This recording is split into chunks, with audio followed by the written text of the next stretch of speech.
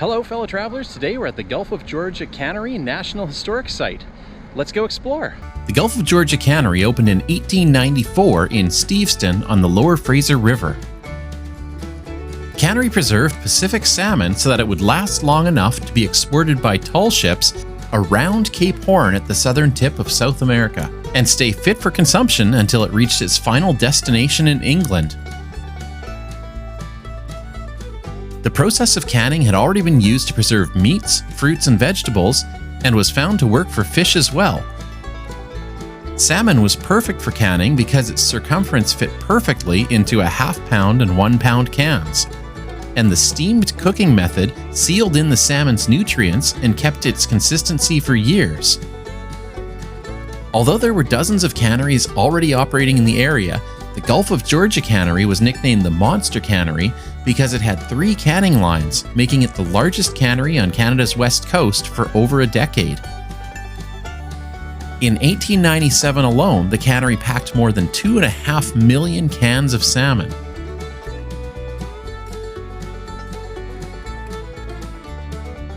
After receiving a shipment, the fish would be transferred using a pew to spear the fish's head and avoid damaging any of the valuable flesh.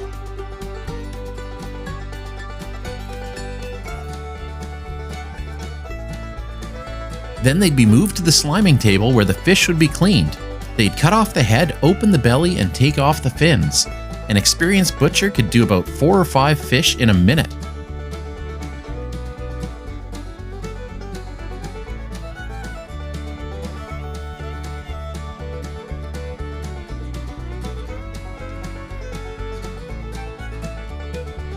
In the early days, the speed of the butchers set the pace for the entire canning line. Working in crews of about 30 people, they could process up to 20,000 fish in a single 10-hour shift. Once the fish was cleaned, it was sent for canning. Initially, workers had to attach lids to cans using liquid lead. They'd place the lead on the rim of the can, press the lid on, and then put the can in a hot salt water bath, which would start to cook the salmon. As the can got hot, any air left inside would expand, causing the lid to puff up or inflate.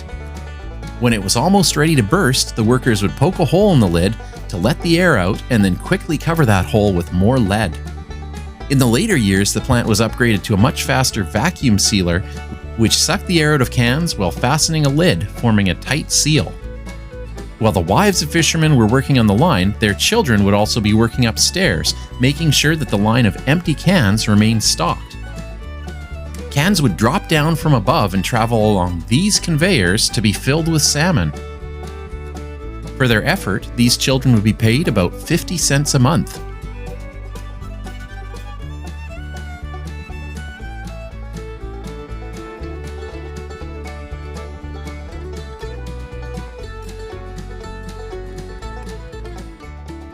Over the next several years, the demand for canned salmon declined, and the last cans rolled off the production line in 1930.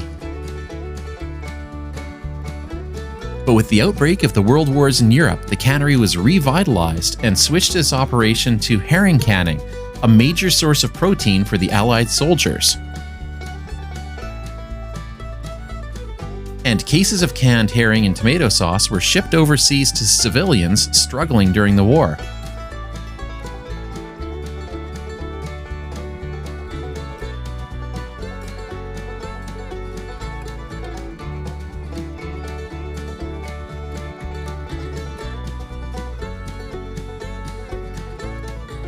But the end of the war meant that the market for canned herring collapsed, and the Gulf of Georgia Cannery again switched focus to operate as a herring reduction plant, where herring was mashed up and processed into fish meal and fish oil. The cannery already had a small herring reduction plant alongside its canning lines, and the switch to full-scale herring reduction looked profitable to its owners. By 1949, herring reduction was the cannery's primary function. After being cooked and pressed, the fish meal and fish oil was separated and then further dried. These enormous dryers tumble-dried the fish meal with intense heat. It was the job of the dryer man to ensure that the meal dried properly.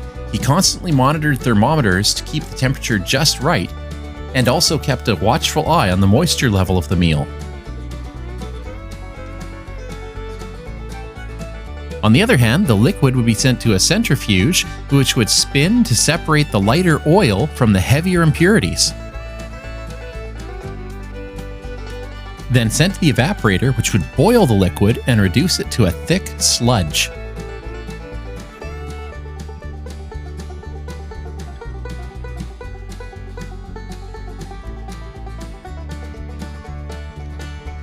And then once processed, the oil would go to cold storage.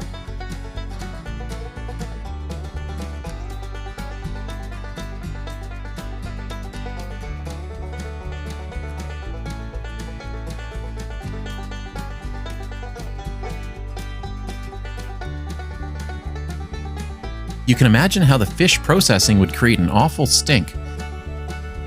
Exhaust from the process, containing the smell of herring oil and burnt fuel, would spew out over the town. Former residents recalled that Steveston was covered in a haze from this smoke. Complaints to City Hall were common. To try to decrease this smell, a Peabody odor control unit was put in place. But instead of taking the smell away, it actually made the stench worse. As a result, the local residents ended up nicknaming this much-hated device the Stinkaroo. By the late 1960s, the herring refinement business was also in jeopardy, caused by overfishing and government closures. New demand for herring roe briefly emerged in the 1970s, but by 1979, the cost of operating the aging machinery became too much and the plant was closed. The federal government ended up purchasing the property, and in 1984 it was transferred to Parks Canada, who set about creating a National Historic Site.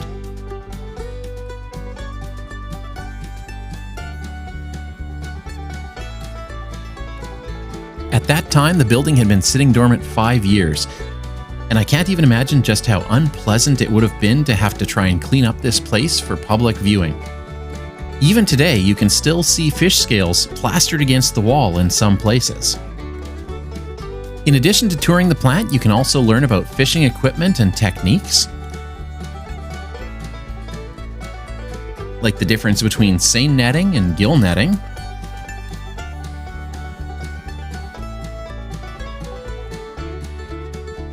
or maybe you'd fancy some flashers, hoochies, and cannonballs. Take a tour of a fishing vessel,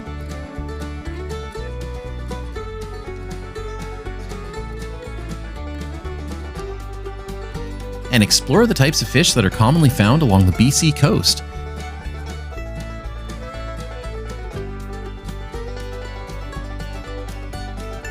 Including this giant sturgeon up here, which can grow up to 20 feet in length and are believed to live up to 150 years.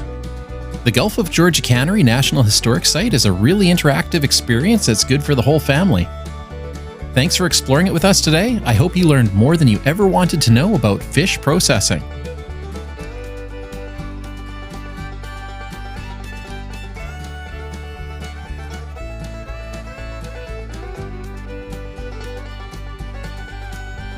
And thanks for joining. Remember to keep exploring, and until next time, it's time to exit through the gift shop.